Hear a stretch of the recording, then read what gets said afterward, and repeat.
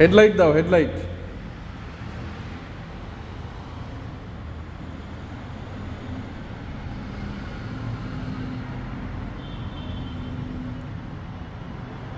এদিকে আসো, এদিকে চাপায় আসো একটু।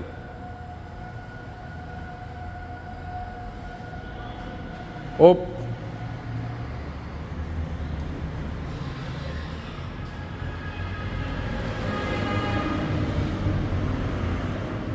ব্রেক পুশ করো তো, ব্রেক পুশ করো তো, ব্রেক।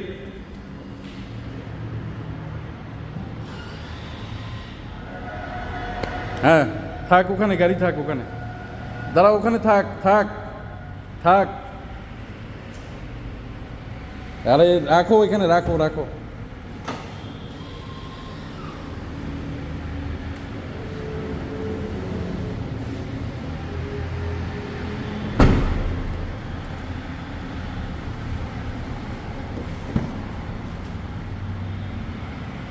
ভিতরে লাইট জ্বালায় দাও।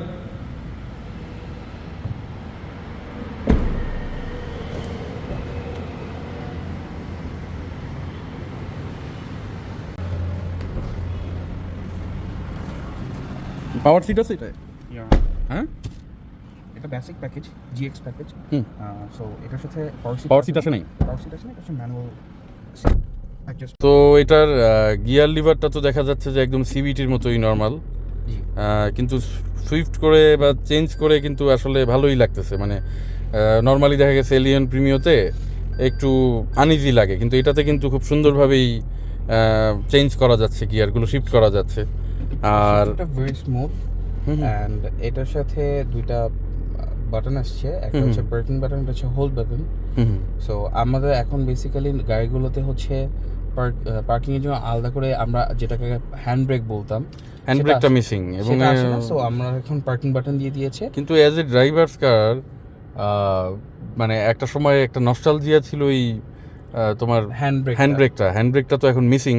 তো ওইটার পরিবর্তে এখানে পার্কিংটা আলাদাভাবে দিয়েছে, এবং ওই সাথে একসাথে ব্রেক হোল্ডটা দিয়েছে, হোল্ড করে রাখা যায়। আর এখানে তিনটা ড্রাইভিং মোড আছে। আমি যদি গাড়িটাকে নিউট্রালে নিয়ে আসি, নিউট্রালে কেন, পার্কিংয়ে রেখেই দাও, পার্কিংয়ে রেখেই তুমি। there are three different modes. What are they? Just the normal mode and sports mode and eco mode. তো অন্যান্য গাড়িগুলোতে দেখা যায় যে when you change the driving modes, during that time we can see some sort of graphical change or color changes. এইটাতে সেরকম we cannot see any changes, just লেখাগুলো shift হচ্ছে। এটা আসলে ক্লাস্টারটা তিনটা পোর্শনে ডিভাইড করা হয়েছে। ফার্স্টলি আমি একদম লেফট থেকে দেখি, এটা নিশ্চয়ই রেভ মিটার। হ্যাঁ, এটা ওয়েভ মিটার। সো এটা আমার রেভলিউশন পার মিনিট শো করছে, অ্যান্ড এটা হচ্ছে আমার রেগুলার ক্লাস্টারের যেটা মেইন আমরা স্পিডোমিটার যেটাকে বলি। সো স্পিডোমিটার দেখতে পাচ্ছি 180 কিলোমিটার, অ্যান্ড পাশের যে পোর্শনটা আছে সেটা বেসিক্যালি আমাকে স্পিডোমিটার হিসেবেও কাজ করছে, এবং আমি কোন মোডে, হ্যাঁ exactly, that's working as a digital cluster. আচ্ছা, তো এটা আমি মোডগুলো যখন চেঞ্জ করছি, তিনটা মোড আছে, sport mode, normal mode and eco mode. So basically eco মোডে হচ্ছে আমরা ইভি মোড যেটাকে আমরা বলি, হাইব্রিড মোড। সো আমরা ওই দুইটা মোডেই ড্রাইভ করতে পারছি। আমি যদি ফুয়েল ইকোনমির কথা চিন্তা করি, সেক্ষেত্রে আমরা ইকো মোডে ড্রাইভ করতে পারছি। আমি যদি পারফরম্যান্স চাই, সেক্ষেত্রে আমি স্পোর্টস মোডে। আমি হাইব্রিড গাড়ি চালাই, তো আমি জানি যে মানে ইকো মোডটা না চালানোই ভালো যদি আপনার ব্যাটারিটাকে ভালো রাখতে চান। আর একটা হচ্ছে এখানে যেহেতু এই যে নর্মালটা আছে, সবসময় চেষ্টা করবেন নর্মালটা ব্যবহার করার। আর স্পোর্টসটা কখন ব্যবহার করবেন? যখন আপনি একটু পারফরমেন্স চাবেন। আপনি পারফরমেন্স ইন এ সেন্স তো আপনার ধরেন ইনিশিয়াল টর্ক লাগবে, আপনার খুব পিক আপ দরকার, হাইওয়েতে আপনি একটা ওভারটেক করতে চাচ্ছেন, অ্যাট দ্যাট টাইম স্পোর্টটা মনে হয় কাজে লাগানো যেতে পারে। জি। আরেকটা হচ্ছে যেহেতু এখানে রেভ মিটারটা আছে, তার মানে ইট অলসো শোজ যে এটা একটা ড্রাইভার্স কার নাকি। রেভ মিটারটা কিন্তু missing, regular passenger car, regular passenger, but মানে ড্রাইভার্স কার হিসাবে কি এটা ব্যবহার করা যাবে? জি, এটা আপনি রেগুলার সেডান হিসেবে ইউজ করতে পারবেন, অ্যান্ড এটা হাইওয়ে এবং সিটি ড্রাইভের জন্য খুবই পারফেক্ট একটা গাড়ি। 1800 সিসিতে আসছে। এটা কি ওই সাইনার্জি ড্রাইভটাই? জি, এটা সিনার্জি হাইব্রিড। তো এই ইঞ্জিনটা আর কোথায় কোথায় ব্যবহার হয়েছে? যেমন প্রিয়াসেও তো মনে হয় এই 1800 সিসি এটা হ্যাঁ, নোয়াতে এটা আছে। 1800 সিসিতে আসছে, হুম। Same engine. আচ্ছা, তো এখানে দেখা যাচ্ছে যে নো স্মোকিং এর একটা স্টিকার লাগানো আছে জাপান থেকে। তো হাইব্রিড বা ইলেকট্রিক গাড়িগুলোতে আসলেই স্মোকটা করা উচিত না, রেকমেন্ডেড না। জি।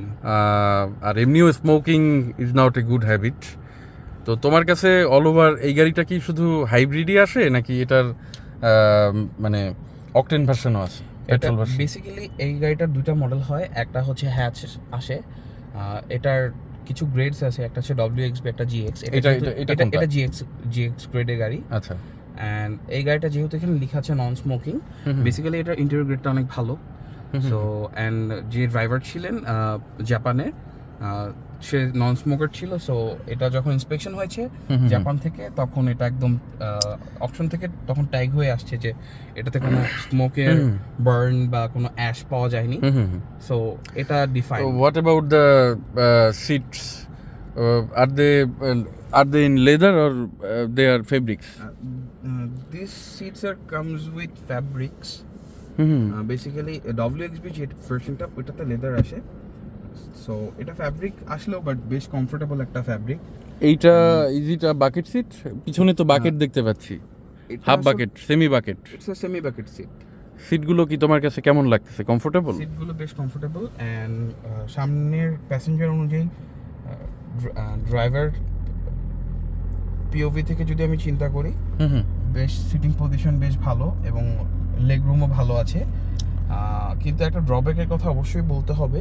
কোনটা সেটা? সেটা হচ্ছে করলার ক্ষেত্রে পিছনের যেই সিটিং পজিশনটা আছে সেটা কিছুটা কনজাস্টেড। আচ্ছা।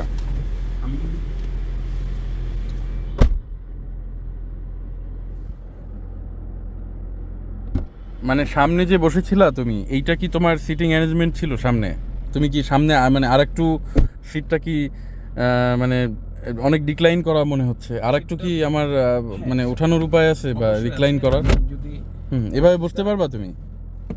মনে তো হয় না। আরেকটু ডিক্লাইন করো, ইনক্লাইন করে দাও। আচ্ছা, তোমার এই লেগ স্পেসটা তুমি একটু দেখাও তো, লেগ স্পেসটা কেমন আছে? আমি যে পজিশনে আছি সেই পজিশন থেকে অলমোস্ট ভালো একটা গ্যাপ আছে অ্যান্ড আমি 5'11", সো ভালো একটা রুম আছে। বাট কমফোর্টের জন্য আরেকটু লেগ রুম দরকার, আরো লেগ রুম দরকার। অ্যান্ড তোমার কাছে কম মনে হচ্ছে? হেডরুমও অনেকটা ভালোই আছে, যেহেতু আপনি অলমোস্ট 6 ফিট। সো আপনার POV চিন্তা করলে আরেকটু হেডরুমটা একটু বেটার হলেও পারতো। আমার এখানে বলছো? জি। আচ্ছা, দেখি এটা একটু পুশ করে দেখি, লাম্বার সাপোর্টটা একটু কমায় দেখি। এখন কি মনে হচ্ছে তোমার? এখন ঠিক আছে। ঠিক আছে। জি। লিভিং পজিশন থেকে আমার বেশ কমফোর্টেবল, মানে সিটগুলো বেশ সেমি বাকেট। তো দেখা গেছে যে আপনার মানে লং ড্রাইভেও আমার মনে হয় না সমস্যা হবে। বাই দ্য ওয়ে, এটার কেমন, গ্রাউন্ড ক্লিয়ারেন্স কেমন? মানে গ্রাউন্ড ক্লিয়ারেন্স ভালোই আসছে। এটা 18 ইঞ্চ অ্যালয়তে আসে, 17-18 ইঞ্চ অ্যালয়তে আসে। এই গাড়িটা চেক করে দেখতে পারবো আমরা কত ইঞ্চ অ্যালয়তে আসছে। স্টিয়ারিংটা তো খুব লাইট লাগতেছে আমার কাছে, স্টিয়ারিংটা খুবই লাইট। কমফোর্টের কোনো মানে রিফাইন মনে হচ্ছে। জি। আর এই পিছনে দেখতে পাচ্ছি যে এখানে কি পার্কিং সেন্সর লাগানো আছে নাকি? জি, পার্কিং সেন্সর আসছে যেখানে দেখাচ্ছে। এগুলো কি সামনেও আছে নাকি? এগুলো কি সামনেও আছে? জি, সামনে পিছনে সব 360 দেখি তো। ওই তো, পার্কিং সেন্সর আছে। বাহ। সো ওই অ্যাক্সিডেন্ট হওয়ার প্রবণতাটাকে এটা অনেকটা কমিয়ে দেয়। সেফটি ফিচার হিসেবে তো অবশ্যই একটা। জি, এটা টয়োটা সেফটি সেন্স। এই যে শো করতেছে এখানে, দরজা খুললো দেখা যাচ্ছে, বা ডানে যে একটা অবস্ট্যাকেল আছে সেটা কিন্তু বারবারও বলতেছে। আবার আমরা যদি ব্যাকেও যাই, এই যে ব্যাকে যে ও দাঁড়ায় আছে, এখানে কিন্তু মানে ডিজিটাল মিটারটাতে, ডিজিটাল ইনস্ট্রুমেন্ট ক্লাস্টারটাতে দেখাচ্ছে। এই যে আমি কিন্তু পুরোটা যাইও নাই, আরও আমার যাওয়ার সুযোগ আছে, কিন্তু এখানে ঠিকই দেখাচ্ছে যে পিছনে কোনো অবস্ট্যাকেল আছে, আমাকে দাঁড়াতে হবে। তো এখনের গাড়িগুলোতে এগুলো এরকম অ্যাডভান্স ফিচারগুলো আসছে, মানে এই যে দেখেন আমি কিন্তু পুরোটা যাইও নাই, কিন্তু ওই যে ওরা আপনাকে মানে আগে থেকেই জানাচ্ছে যে পিছনে মানে ডান পাশে কোনো অবস্ট্যাকেল আছে, আপনি মানে সতর্ক থাকেন। তো এই গাড়িগুলোর দাম এমনিতে এখন কেমন? বেসিক্যালি এখন করলা দুইটা প্যাকেজ আছে, একটা আছে জিএক্স, একটা হচ্ছে ডব্লিউএক্সপি। ডব্লিউএক্সপি যে প্যাকেজগুলো আছে 19-20-এর মডেল, সেগুলো স্টার্ট হয় 34 লাখ থেকে 34 থেকে 36 লাখ। আর জিএক্স প্যাকেজগুলো একটু যেহেতু ডব্লিউএক্সপি থেকে কম গ্রেডের গাড়ি, সেহেতু এই গাড়িগুলো হচ্ছে 28 থেকে 30 লাখের মধ্যেই থাকে। আচ্ছা, বেসিক্যালি এটা হচ্ছে 2019-এর একটি গাড়ি। মাইলেজ অ্যাপ্রক্সিমেটলি দেখতে পাচ্ছি আমরা 70,000-এর মতো। এটা একটা 4 পয়েন্টের গাড়ি। এটার আমাদের আস্কিং প্রাইস হচ্ছে 29,50,000 টাকা। আচ্ছা, আর এই গাড়িগুলো কাদেরকে তুমি প্রেফার করতে পারো? এই গাড়িগুলো আমি প্রেফার করতে পারি বেসিক্যালি ফ্যামিলি সেডান হিসেবে এটি খুব ভালো গাড়ি। আচ্ছা, যারা হচ্ছে রেগুলার ড্রাইভ করছে গাড়িগুলো, অফিস ডিউটির জন্য, স্কুল ডিউটির জন্য এটা খুব ভালো একটি গাড়ি। আচ্ছা, আর একটা হচ্ছে তোমার এইটা তোমার মানে এই গাড়িগুলো তোমার কি মনে হয় মানে ফ্যামিলি কার হিসাবে ভালো? ফ্যামিলি কার হিসেবে যথেষ্ট ভালো, কিন্তু ওই যে স্পেসটার ক্ষেত্রে যদি আমি বলতে চাই, যে স্পেসটা আছে খুব বেশি হাইটের মানুষ না হলে তেমন প্রবলেম হবে না, বাট যেই হাইট আছে সেই হাইট অনুযায়ী নর্মাল যে হাইটের, তোমার কি মনে হয় মানে স্পেসটা যথেষ্ট পরিমাণ আছে? 29 লাখ টাকা ইজ ইট ওর্থ ইট? হ্যাঁ, অবশ্যই এটি একটা ভালো গাড়ি। আমি যদি এক্সিওর সাথে কম্পেয়ার করি, সেই ক্ষেত্রে এই গাড়িটার ফিচার্স এবং ভিতরে ইন্টেরিয়র যদি আমি বলি, অনেকটাই উন্নত এবং অনেকটাই ভালো। এখন এক্সিওর প্রাইজিংগুলো কেমন? এখন যদি আমি যদি এক্স প্যাকেজের কথা বলি, সেই ক্ষেত্রে আমাদের এক্সিও থেকে এই গাড়িগুলোর প্রাইজিং ডিফারেন্স থাকছে হাইব্রিডের ক্ষেত্রে 3 থেকে 4 লক্ষ টাকা। কিন্তু এটা তো আবার এআইটিটাও একটু বেশি আসবে। হ্যাঁ, এটা এআইটিটা একটু বেশি আসবে। আচ্ছা আচ্ছা, আর এই যে এখানে যে মাল্টিমিডিয়া যে এটা দিয়েছে প্লেয়ারটা, এটা কেমন? এটা অবশ্যই একটি ভালো মাল্টিমিডিয়া প্লেয়ার, অ্যাপল কারপ্লে আসছে এটার সাথে। অ্যান্ড্রয়েড অটো হবে না? অ্যান্ড্রয়েড অটো হবে। আচ্ছা, এটা বিল্ট ইন করলা ডব্লিউএক্সপির সাথে যেই প্লেয়ারটা আছে সেটাই এসেছে। আচ্ছা, ঠিক আছে, তোমার সাথে আবার পরে কথা হবে।